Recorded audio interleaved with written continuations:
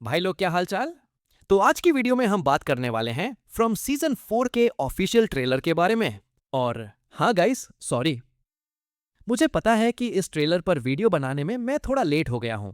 लेकिन जब मैंने ट्रेलर देखा तो मेरे दिमाग में बस एक ही शब्द आया, फैंटास्टिक।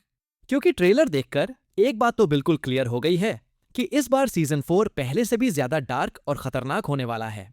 ट्रेलर के अंदर बहुत सारी छोटी छोटी डिटेल्स छुपी हुई हैं। इसीलिए इस वीडियो में हम scene by scene trailer break down करेंगे ताकि समझ सकें कि आने वाले सीजन में क्या क्या होने वाला है। लेकिन उससे पहले अगर आप भी फ्रॉम सीरीज के फैन हो तो वीडियो को लाइक जरूर कर देना और चैनल पर नए हो तो सब्सक्राइब कर लो। तो चलो बिना टाइम वेस्ट किए शुरू करते हैं। तो ट्रेलर की शुरुआत होती है बॉयड से।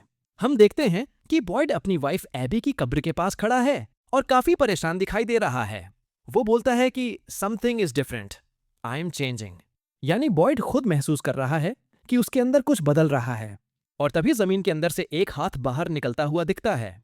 हो सकता है यह वही ट्रॉमा हो जो बॉयड को पिछले सीजन में हुआ था और अब वही चीज उसे मानसिक रूप से तोड़ रही है। इसके बाद ट्रेलर में कुछ क्विक शॉट्स दिखते हैं। एक सड़ी हुई लाश दिखाई देती है जिसके मुंह में चूहा है। काफी लोगों को लग रहा है कि यह वही बॉडी हो सकती है जो जेड ने पहले सीजन में उस डंजन जैसी जगह पर देखी थी।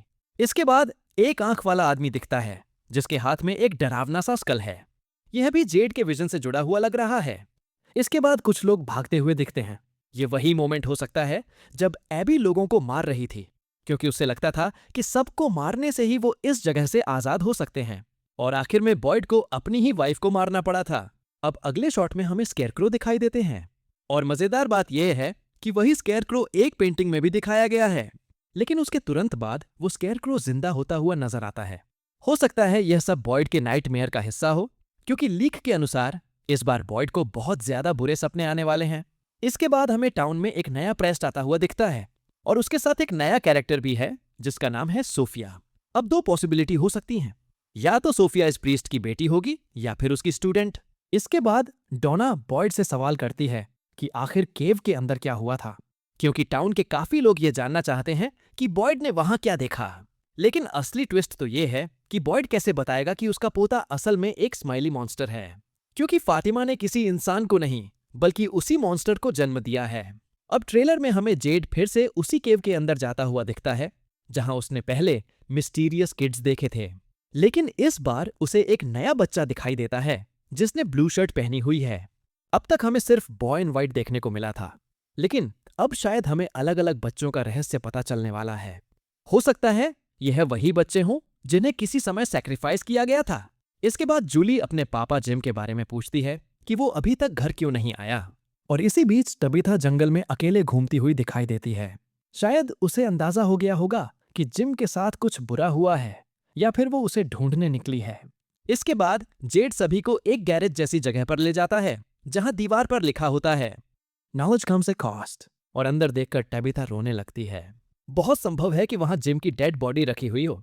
इसके बाद विक्टर एक गड्ढे से मैन इन येलो की ड्राइंग निकालता हुआ दिखता है। इससे एक बात तो साफ हो जाती है कि विक्टर पहले भी मैन इन येलो से मिल चुका है और शायद उसे इस रहस्यमयी कैरेक्टर के बारे में बहुत कुछ पता है। अब ट्रेलर का सबसे डरावना हिस्सा आता है। हम देखते हैं कि मैन इन येलो अपने कपड़े उतारकर ट्रांसफॉर्म होने लगता है। उसके बाल लंबे हो जाते हैं और उसका शरीर भी बदलने लगता है, जैसे वह किसी भयानक क्रिएचर में बदल रहा हो। यह देखकर ऐसा लग रहा है कि मैन इन येलो सिर्फ इंसान नहीं बल्कि एक सुपीरियर मॉन्स्टर है। इसके बाद एक सीन में चर्च के अंदर एक डेड बॉडी ले जाई जा रही है और बाद में दो लोगों को दफनाते हुए भी दिखाया जाता है। हो सकता है यह जिम और नया प्रीस्ट दोनों की बॉडी हो। फ्यूनरल के दौरान बहुत सारे कौवे क्रोस दिखाई देते हैं और इस सीरीज में अक्सर कौवे तब दिखाई देते हैं जब नए लोग टाउन में आने वाले होते हैं। तो शायद सीजन 4 में कुछ नए कैरेक्टर एंट्री करने वाले हैं। इसके बाद जूली और रैंडल उस डंजन वाली जगह में जाते हैं। लगता है जूली फिर से स्टोरी वॉक करने वाली है और शायद टाइमलाइन को बदलने की कोशिश करेगी।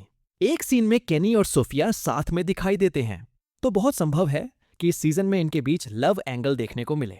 इसके बाद टबिथा के घर में कुछ अजीब चीजें होने लगती हैं। किताबें खुद उड़ रही हैं, दरवाजे खुद बंद हो रहे हैं। मतलब इस बार सिर्फ मॉन्स्टर ही नहीं बल्कि पैरानॉर्मल एक्टिविटी भी देखने को मिलने वाली है। और ट्रेलर के एंड में हम देखते हैं कि स्केयरक्रो सच में जिंदा होकर लोगों पर हमला कर रहे हैं। इसका मतलब इस बार खतरा सिर्फ रात के मॉन्स्टर तक सीमित नहीं रहने वाला। और आखिरी शॉट में जेड को केव के अंदर मॉन्स्टर पकड़ लेते हैं। और याद करो, नॉलेज कम्स एट कॉस्ट। पिछली बार कीमत जिम ने चुकाई थी। तो क्या इस बार जेड मरने वाला है? तो भाई ट्रेलर में इतनी सारी डिटेल्स छुपी हुई हैं कि यहां से दर्जनों थ्योरी निकल सकती हैं। और अब 19 अप्रैल तक हम इन्हीं पर लगातार बात करने वाले हैं। वैसे आप लोग फ्रॉम सीजन 4 के लिए कितने एक्साइटेड हो जरूर बताना कमेंट में। अगर वीडियो पसंद आई हो तो लाइक कर देना और चैनल पर नए हो तो सब्सक्राइब जरूर कर लेना। मिलते हैं अगली वीडियो में।